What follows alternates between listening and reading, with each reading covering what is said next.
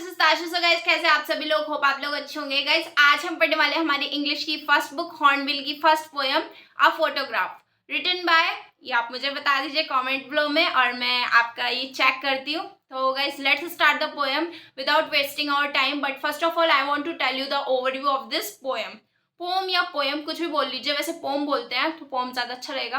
तो इस पोम में हमें दरअसल बताया गया है जो हमारी पोएट है और उनकी मम्मा है। उनकी मम्मा उस टाइम पे जब बीच में गई थी तो वो हंस रही थी, मतलब उनकी फोटोग्राफ को देखकर। जो मम्मा है वो अपने चाइल्डहुड को याद करती है, अपने बचपन को उस टाइम पे। और अब जो पोएट है वो अपनी मम्मा की स्माइल को याद करती है। So let's start the poem. The cardboard shows me how it was when the two girls cousin went paddling. मुझे जो कार्डबोर्ड है वो मुझे मतलब डिनोट करता है। कार्डबोर्ड, अब इसका फर्स्ट क्वेश्चन ये आता है कि कार्डबोर्ड क्या डिनोट करता है। कार्डबोर्ड एक फोटोग्राफ को डिनोट करता है। आप इसे इस ओवरव्यू से इस चीज से याद रख सकते हैं कि कार्डबोर्ड किस चीज का होता है। वो वुडन का होता है। और वुडन क्या होता है? हमारा फोटो फ्रेम, राइट, जिस पर हम फोटो पेस्ट करते हैं। सो जो कार्डबोर्ड है वो डिनोट करता है फोटोग्राफ को। Okay, the cardboard shows me how it was. जो कार्डबोर्ड है वो मुझे शो करता है, यानी कि दिखाता है कि वो उस टाइम पे कैसा था। When the two girl cousin went paddling, जब दो गर्ल कजन यानी कि दो लड़कियां पैडलिंग क्या होता है? जब हम सी बीच पर अपनी हॉलीडे बनाने जाते हैं तो उसे पैडलिंग बोलते हैं। तो जब दो लड़कियां पैडलिंग करने गई हुई थी तो उस टाइम पे वो कैसा था, ठीक है। नेक्स्ट लाइन में बोलते हैं each one holding one of my mother's hand and she the big girl some 12 years ago। तो बोलते हैं कि दोनों ने मेरी मम्मा का हैंड पकड़ रखा था, यानी कि टोटल कितनी गर्ल्स हैं? 3 गर्ल्स हैं, राइट।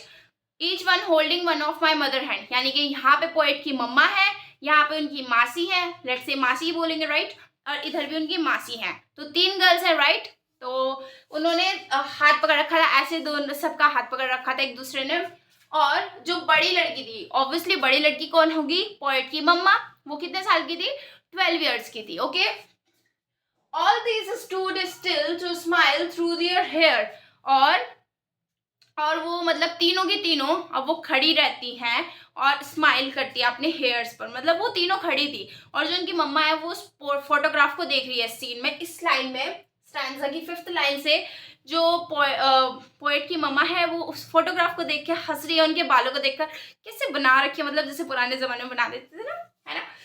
फिर वो बोलती हैं at the uncle with the camera sweet face. और अंकल की तरफ जो कैमरा मैन है उनकी तरफ वो स्वीट सा फेस बनाती है पिक्चर के लिए, जैसे हम बना देते ना सेल्फीज के लिए। My mother's that was before I was born. और वो उनकी मम्मा की तब की पिक है, राइट। 12 ईयर्स की है तो उनकी तभी होगी जब ऑथर हमारी हुई नहीं होगी, तब ऑथर जब तक बॉर्न नहीं हुई थी। उनकी मम्मा तब बच्ची थी, ठीक है। और वो बताती हैं कि जब वो बॉर्न नहीं हुई थी उस टाइम की वो पिक बताती है। फिर वो बोलती हैं एंड द सी। अब वो बोलती है हमारी इस लाइन में and the sea which appears to have changeless. देखो गाइज, इसमें हमें एक मतलब आयरनी बताई गई है कि जो नेचर है वो हमारा चेंजलेस हो सकता है। जो सी है वो चेंजलेस है, मतलब उस पर अभी भी कोई चेंज नहीं है। अगर वो आज भी हम भी जाके देखेंगे तो वो सी एज इट इज होगी वहीं पर ही। बट जो ऑथर की मम्मा है क्या वो इस टाइम पे अब होंगी? मे बी अगर 200 ईयर्स पहले ये पोयम लिखी हो तो अब होंगी? नहीं होंगी। तो इसमें हमें बताया कि जो नेचर है वो हमारा चेंजलेस है, बट जो ह्यूमन बीइंग है वो मॉर्टल है और जो नेचर है वो इनमॉर्टल है। ओके, नेक्स्ट हम बताया watch their terribly transient feet. Terribly transient पे अलिट्रेशन यूज हो रहा है बिकॉज डबल टी ऐड है। टेरिबली ट्रांजिएंट फीट यानी कि वो छाप जो मिट चुके हैं वहां पे। Some 20-30 years later, अब वो बता रही है अब 20-30 साल बाद की बात होगी, अब तो उनके पैर मिट ही गए होंगे उस पे से छाप उनके।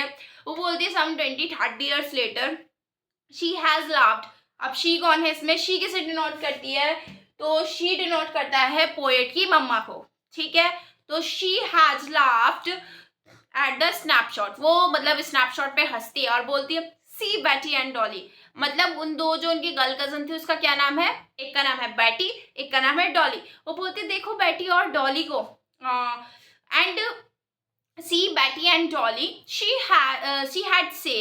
वो बोलती है कि देखो बैटी और डॉली को, and look how they dressed us for beach, और बोलती है कि देखो बेटी और डॉली को, और देखो इन्होंने हमें किस तरीके से तैयार कर रखा है बीच के लिए, ठीक है, और dressed us for beach. The C holiday was her past. अब जो उनका सी हॉलीडे था वो उनका पास्ट था, यानी कि उनका बचपन था, तो ऑब्वियसली उनका पास्ट ही होगा, वो उन्हें याद करती हुई बोलती हैं, ठीक है। रॉइन इन हर लाफ्टर, और इस वाली लाइन में हमारी पोएट बताती हैं कि उनके लिए तो उनका सी हॉलीडे उनका चाइल्डहुड पास्ट था, और जो हमारी पोएट है उनके लिए उनकी मम्मा की खुशी पास्ट है। तो गाइज मतलब थोड़ा सा इमोशनल है इसमें। Both rive with the laboured ease of loss. Laboured ease of loss, इस पर भी क्वेश्चन आता है, यानी कि दोनों ने अपनी सेम चीज खोई है। पोएट की मम्मा ने अपना बचपन खो दिया, और पोएट ने अपनी मम्मा की स्माइल खो दी, यानी कि उनकी मम्मा नहीं रही है। Now she has been dead nearly as many years. अब उन्हें मरे हुए उतने ही साल हो चुके जितने साल की वो थी, यानी कि 12 साल हो चुके हैं उन्हें उनकी डेथ को।